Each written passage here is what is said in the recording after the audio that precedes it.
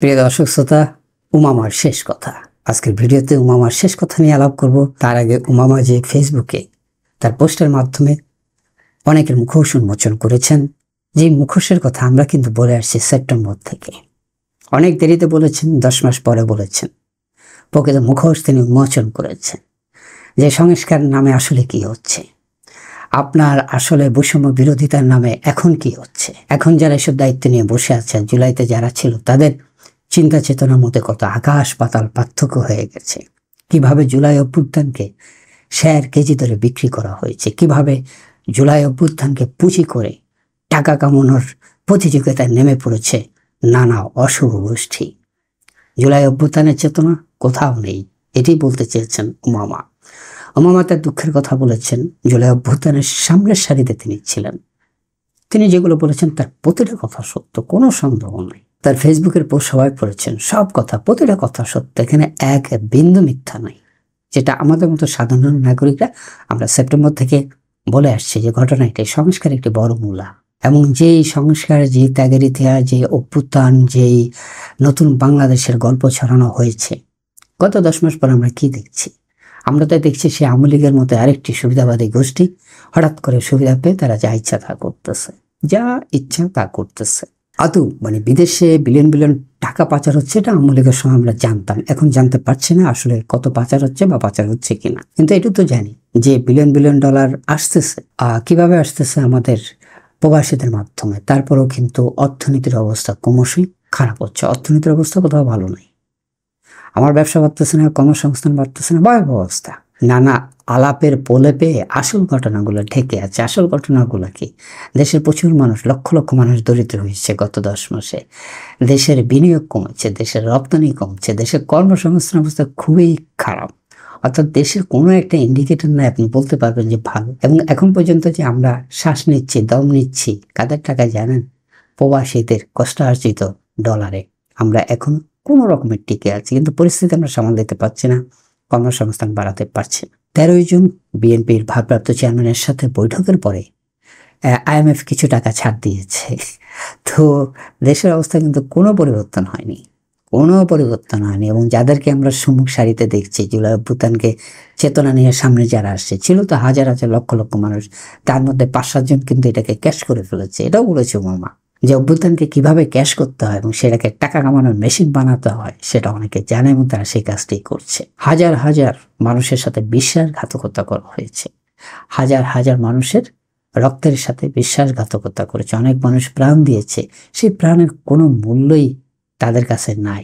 সুবিধাবাদী টাকা পয়সা যারা কামাচ্ছে, আওয়ামী লীগের মতোই সুবিধা রাজত্ব কায়েম করেছে, তাদের কাছে এইসব প্রাণ যে গিয়েছে, হাজারো শিশু, নারী, রিক্সা শ্রমিক, সাধারণ মানুষের যে জীবন গিয়েছে, যে জীবনের বিনিময়ে আজকে নানাজন নানা পথ পাইয়া বসছে, তাদের কাছে এইসব ত্যাগের কোনো মূল্য নাই।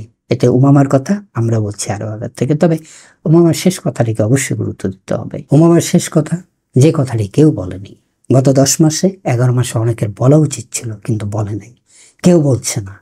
হয়তো বললে কি আবার পোস্ট ডিলিট করে দেয় কিনা সেটা এখন জানি না, কারণ ইতিমধ্যে দেখছি যে অনেকের পোস্ট, অনেক খবর ভ্যানিশ হয়ে যায়। হঠাৎ করে খবরটা আসে, কোন সত্য খবর কারোর জন্য ঝুঁকিপূর্ণ হলে সেই খবর দেখা যায় জান নাই। কেমনে কি হচ্ছে আমরা বুঝতে পারছি না। না, বুঝতে যে পারছি না সেটা না, সেই আওয়ামী লীগের সময় তো আমরা দেখেছি। এনিওয়ে, যাই হোক, আমার শেষ কথায় ফিরে যাই। দিনের শেষে সুবিধাবাদীরা দেশ থেকে চলে যাবে, বা দেশে থাকলেও তারা সম্পদের পাহাড় করবে। এটা আওয়ামী লীগের সময় হচ্ছে, এখনো হচ্ছে। এই সুবিধাবাদীরা 100, 200, 500, 1000, 2000, 5000, কিন্তু বাকি লক্ষ লক্ষ ছেলে মেয়েদের কি হবে? তাদের জীবনকে তাদের কি বহন করতে হবে? তাদের জীবনের সিদ্ধান্ত তাদের কি নিতে হবে? এই কয়েক হাজার সুবিধাবাদীরা আপনাদের জীবনে কোনো প্রভাব ফেলবে না, ঋণাত্মক প্রভাব ছাড়া। ইতিবাচক আপনাদের কিছুই দিবে না। আপনাদেরকে ব্যবহার করা হয়েছে এবং ব্যবহার করে ছুঁড়ে ফেলা হয়েছে। এখন আর সময় নষ্ট করবেন না, সময় যতটা নষ্ট হয়েছে। ওই যে মামা বলেছে না যে লক্ষ লক্ষ তরুণদের সময় এবং শক্তি অপচয় হয়েছে, এবং এটা সত্যি। আপনি খেয়াল করেন না যে আহতদেরকে কোনো চিকিৎসা হয়েছে প্রপার? আহতরা মাঝে মধ্যে আন্দোলন কেন করছে? আরে 10 মাস হয়ে গেলে কতজন মারা গেছে তার তালিকাতে আসতেছে না। কতজন আহত হয়েছে তার তালিকা হয়েছে। মিডিয়ার কোথাও দেখেন যে যারা নিহত হয়েছে তাদের পরিবার কেমন আছে সেটা নিয়ে অনুষ্ঠান করতে দেখেন? 4-5 জন টকশো দখল করে আছে, এদেরকে রিপিটেডলি দেখবেন খালি লম্বা লম্বা কথা বলতেছে, কিন্তু আহতদের পরিবার কই, তারা কেমন আছে? নিহতদের পরিবারের কথা কই, তারা কেমন আছে? কোথাও কি দেখছেন? আপনি কি প্রাইভেট বিশ্ববিদ্যালয়ে যে অবদান আছে সেগুলো কি দেখছেন, শুনছেন? কেন হচ্ছে না? এগুলো সব পরিকল্পিতভাবে আসল লোকদের সামনে আসতে দেওয়া হচ্ছে না। এটা হচ্ছে একটি ঠান্ডা মাথার কাজ। ওই সুবিধাবাদের সাথে জড়িত যারা জুলাই অভ্যুত্থানকে কেজিতে সেরে বিক্রি করে নিজেদের আখের গুছাচ্ছে, এটি তাদেরই কাজ। সুতরাং আপনারা কি করবেন? উমামার সবচেয়ে গুরুত্বপূর্ণ কথা হচ্ছে উমামার শেষ কথা, যে কথাটি জুলাই অভ্যুত্থানের পর যারা দায়িত্ব পেয়েছেন রক্তের বিনিময়ে তাদের বলার কথা ছিল, তারা কিন্তু বলছেন না। দিনের শেষে আপনাকে তো পড়ালেখায় ফিরে যেতে হবে। দিনের শেষে নিজের জীবনকে নিজেই গুছাতে হবে, নিজের জীবনের দায় নিজেকেই নিতে হবে। ওই সাময়িক কিছু দিল, সাময়িক কিছু পাইলেন, এটা দিয়ে তো জীবন চলবে না। আপনার একটা সংসার হবে, আপনার ঘর সংসার হবে, সেটার একটা বড় খরচের বিষয় আছে, জীবনে দাঁড়ানোর বিষয় আছে, প্রতিষ্ঠিত হওয়ার বিষয় আছে। আর এটা নিশ্চয়ই এতদিন বুঝে গেছেন যে আওয়ামী লীগের মতো দানব কিন্তু শেষ পর্যন্ত চলে যেতে হয়েছে। আর এইসব সুবিধাবাদীরা কয়দিন, এই সুবিধাবাদীদের আপনি খুঁজেও পাবেন না, কে কোথা দিয়ে কোথায় চলে যাবে। এরা বেশিরভাগই বিদেশে চলে যাওয়ার সম্ভাবনা রয়েছে।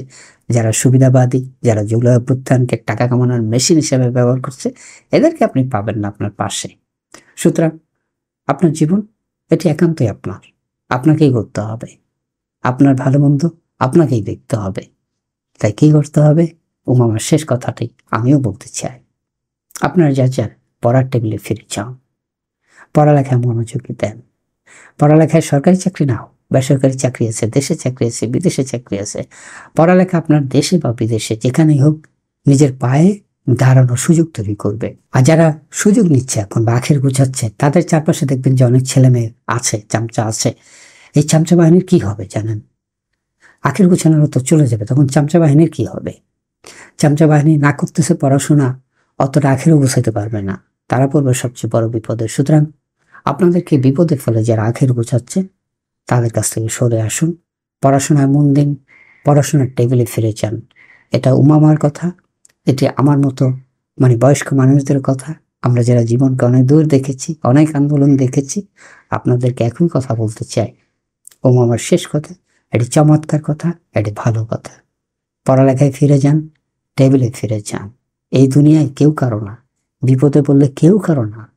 আর এই যে স্যাসরা যারা আছে জুলাই অভ্যুত্থানকে পুঁজি করে, যেসব স্যাসরারা যা করতেছে বা যেভাবে আখের গুছাইছে, এটা তো কিছুই না। এটা আপনার জীবনে আপনি প্রতিষ্ঠিত হলেন নাকি কি করলেন, নাকি আপনার কোনো বিপদ হলো, জাহান্নামে গেলেন, এগুলো নিয়ে তাদের কোনো মাথা ব্যথা নাই, থাকবে না। এরা সেই মানুষ না, এটা বুঝতে হবে। সুতরাং নিজের জীবন নিজেকে গুছাতে হবে।